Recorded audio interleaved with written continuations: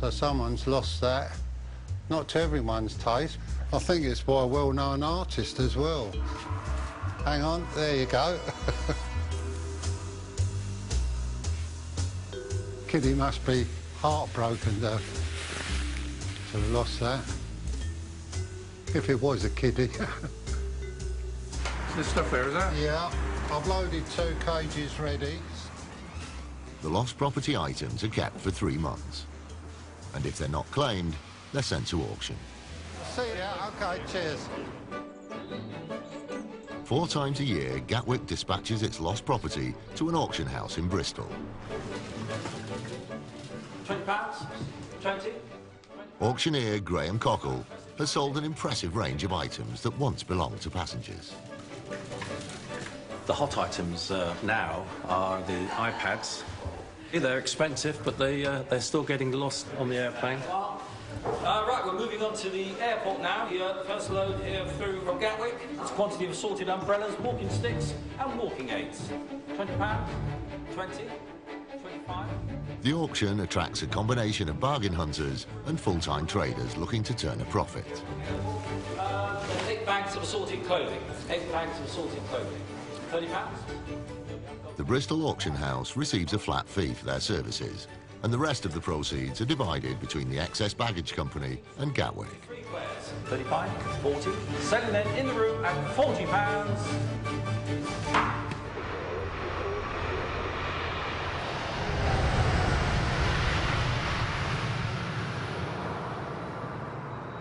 It's Monday morning at Gatwick. And at Baggage Reclaim, it's a familiar story. Some passengers have arrived, but their bags haven't. Got off the plane and went to collect my luggage and waited and waited. Mine still didn't arrive. Everything I own is in there, even some of my medications, so that kind of bothers me more than anything. I just flew in from Orlando and I think they must have misplaced my bag. A little bit annoying because I've got the taxi again waiting outside, has been calling me and I'm tired after an 11-hour flight, so I just want to get out of here basically. Yeah, I've probably been waiting about 40 minutes now. We've got another flight to catch. Obviously I need to check in, so stress is high and waiting on baggage and waiting in queues is never good. Gatwick's reputation can be severely damaged if passengers' bags don't make their destination. But over the weekend, yet another failure of the EasyJet line resulted in 26 bags missing their flight. As manager of baggage operations, Eamon has to go upstairs to explain what went wrong at one of Gatwick's much-feared daily 12:15 meetings. All right. Cheers, boss. Bye.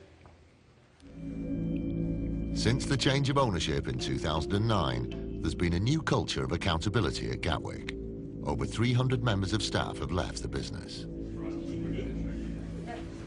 I've done one 12:15 meeting, and it's like going to a public execution, only you don't know who's going to get strung up, and you just hope it ain't you. There is a little bit of nervousness around people coming into the 12:15, into the Lion's Den. It's not a nice place to be sometimes, and it is very, very challenging. The 12:15 meetings last for a maximum of 20 minutes, and everyone is forced to stand. Doors closed. I tell everybody I live in the dungeons and that's where I should stay. So down here, out of the way. So then I don't have to do all this politics and speak to people nicely and everything. So just say it as it is. It's important to make sure that we do get passengers on planes, bags on planes, and they can only do that by working together. And when they don't talk to each other like they didn't this weekend, we get short ship bags, so not good enough. Following the EasyJet belt failure, bags were sent down an alternative line as a solution. But poor communication between the operations teams meant that some bags ended up unaccounted for until after the airplane had left. So you got all the answers to the issues over the weekend? Some of them, yeah. Okay. There's not all of them, but as many as I can. So, yeah. Told you, public flogging. Right, OK, it's almost 12:15, so we're going to get going. After an initial dissection of what went wrong, it's Eamon's turn to explain his role in the bungled baggage operation. I started off yesterday morning, yeah. And yes, I mean, it was a communications error. And the fact that the supervisors downstairs did not know that we'd been sending bags down, and I wasn't informed of the decision at the time. Yeah. And so it was nearly 35 minutes before I found out. It wasn't conveyed from upstairs down to ourselves, Yep. belt supervisors, because once we get that call, we act upon it immediately. Okay, so it sounds like an action down on your team then. Yeah, and I think that there has been some learning already this Yep. weekend, and it's been addressed. So Right, good. Okay, let's move on. When something hasn't gone so well, it's a difficult environment, I appreciate for some, but they'll soon get over it. No, at the end of the day, you say sort of what you got to say and see how it's accepted. And if they're still talking to you afterwards, then and if you're still working, then perhaps it went down all right.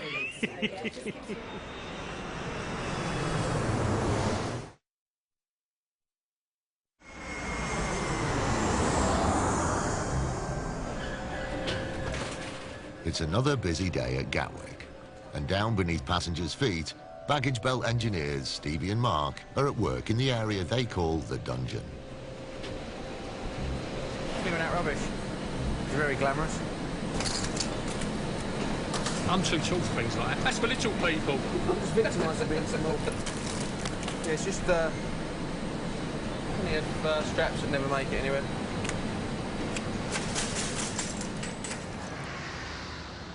Over in a rather more pristine part of the airport, Gatwick's chief executive, Stuart Wingate, is conducting a seminar with his top staff. So, what we have here is a little book that a few of us have been studying around the exec table, Hushin Kanri. Of course, he's keen to communicate some Oriental theories of business improvement and wants these ideas spread to every employee at Gatwick. You can see how Hushin Kanri works, trying to get everybody pointing in the same direction in order that we can drive the right outcomes that we're striving to achieve. Head of baggage operations, Matt Payne, has been sent downstairs to communicate these new wave business philosophies. I went from a technician role to a managerial role, and I think coming from that world helps me articulate that message and try and... I see it as translation.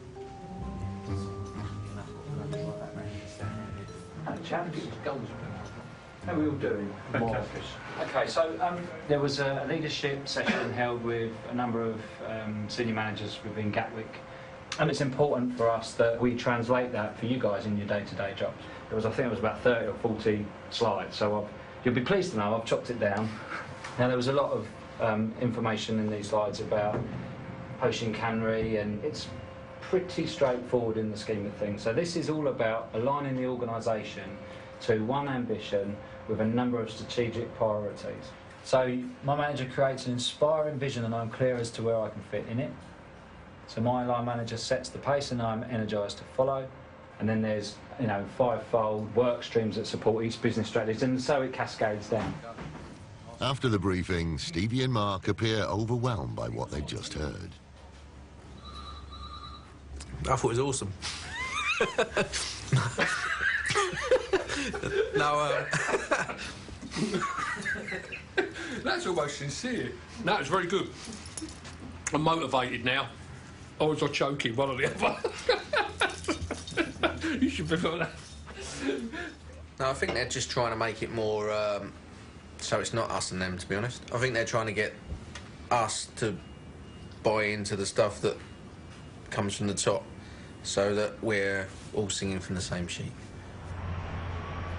2 weeks later, there's some big news for Stevie.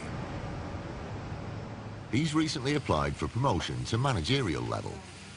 Today, he's been called to a meeting with managers Daniel and Matt. Morning, Stevie. Morning, Dan. So I talked to Dan about his experience of, you know, yourself and your contribution to the team. And one of the things we'd like to offer you is a development opportunity in the role of a facility leader for 6 months. So how does that sound? I don't really. I weren't really sort of prepared for that one. There will be a slight increase in your salary. And just to be clear, this development will not be undertaken within the South Terminal with your current team. We'll actually ask you to go into the North Terminal and spend some time with Dan's colleague Adam. And we think that will be easier for you in the long run? No, it sounds good. It sounds a good opportunity, obviously. From my point of view, if you can let me know by next Monday morning, that would be great, because then we can start working on time frames. All right. All right. Thanks, Stevie. Lovely. Thanks very much. No worries. Cheers, Dan. Cheers, nice to see you. There's going to be a few people, like, you know, throwing a few comments, I suppose, and saying, you've sold out, or whatever, but, you know, I've been on the airport 15 years, and I'm feeling that maybe it's chance, you know, time to give it a go and see what it's like wearing a shirt. It should be interesting to go to some of these meetings that we all criticise. They go to too many meetings to find out what actually goes on, and also to see if I get sucked into that world of just always doing meetings and not really getting to do some of the other stuff. Right. So Malaga, so you're down there then for us. Thanks very much. It's business as usual in Gatwick's North Terminal. How many bags are you going to check in? Three. You're only allowed one bag each to check in, otherwise you have to pay for the third one. At the BA desk, Shirley and Jackie are checking in a couple with a rather special suitcase. I mean, if it's... Let's have a look at it. It's a wedding dress, basically. Oh, is it? Well, why don't you take it on board with you? Yeah. You're allowed 2 through there. Take it. Okay. Otherwise, you'll have to pay £40 Yeah, for we've got 3 bags to take on. Is that the wedding dress? Yeah. How come it's in there? It's quite small. Yeah. Will it not be creased when you take it out? No, it should be okay. She's rolled it. Yeah. Have you rolled it? Yeah. What sort of fabric is it? It's kind of like chiffon, but we're not getting married till quite late to being into there, so I'm going to let it hang for a little while. I think maybe you'll need to if it's I in know. there. Where are you getting married? Jamaica. On the beach? Yeah, hopefully, weather dependent. And there's nobody else going with you? No, Just the 2 of you? Just us two. Aww. You having a party at home? Yeah. I think it's going to be going out of gate 60. But do check on the screen, because sometimes it can change. Have a lovely Thank you very much. Thank you. Have a good wedding. Bye. Oh, dear. Well, I hope they dress right. I cannot believe she's got her wedding dress in that bag. I would have mine, and it would be in a great big hanging wardrobe. And 6 bridesmaids' dresses as well.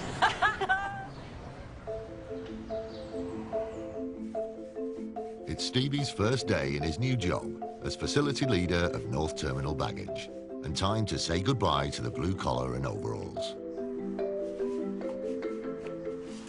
One sparkling hoovies. No grease. Book of a pen. It's like being back at school.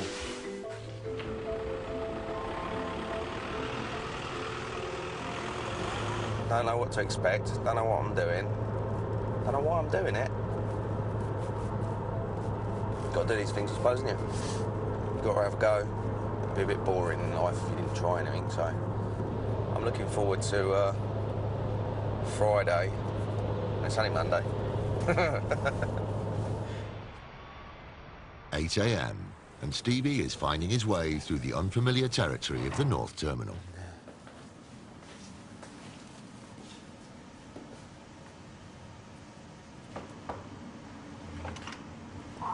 Hello. Pleased to meet you. All right? You all right? Bob sits there. He's on holiday at the moment. That'll give you a problem you can work with. All right? So that way you can log in there, because that's Mark and that's his laptop. Yeah. So if you want to get yourself set up there, and I'll put the kettle on. No worries. I'll see if I've got any emails in.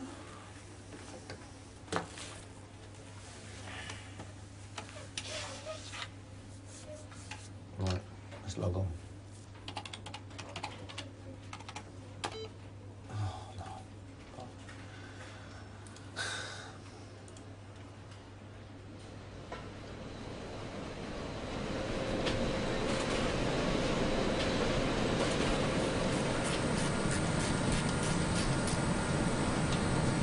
Yeah, I'll just watch it for a little while. Go around the other side and I'll start tracking it.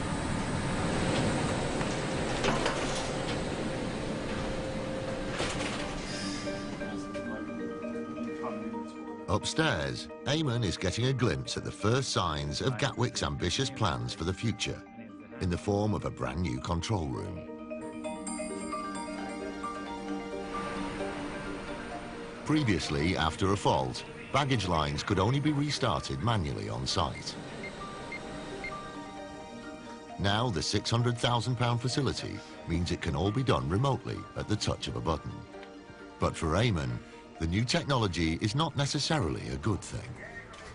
the way the system is going, I think there's going to be more computer work involved on it, and I think that could take us away from where I consider the work to be. I am a face-to-face person. I'd sooner talk to a person rather than sit there and do an email. I walk miles every day rather than just sitting there and send an email. But the full £200 million transformation of Gatwick's baggage system will not be finished until 2015. So it's unlikely that Eamon will be around to see it. September next year. At the moment, the thought is that I shall be retiring then. So I won't see it. But if things change, I might just change my mind and sort of say, no, I've got the anorak out again, I'll put it on and then see how the baggage system's doing. And so, but... You can come back for a testimonial if you want. yeah, probably send me down the line and see if it works. Yeah.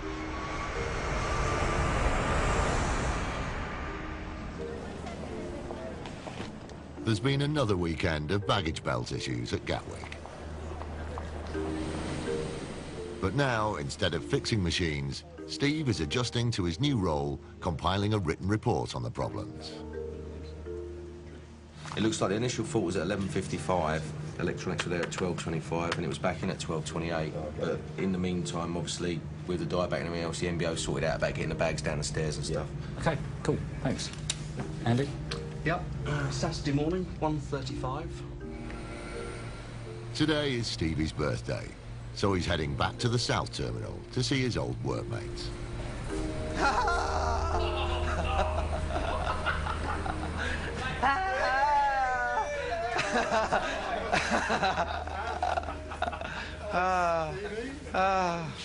You alright? It's my birthday cake. Cake? You're an awful looking clown. Oi, don't knock it, son. Check this out. Go on, you've got a blackberry. Just been delivered. So you're going to be there permanently? You ain't coming back? Don't know, I might keep the phone. How they change, Kev. That just don't look right with the tie. Look at him, he just looks an idiot. Yeah, he looks like a skinner that's going to court. Looks like he's got a court day. I've had enough ties for this morning.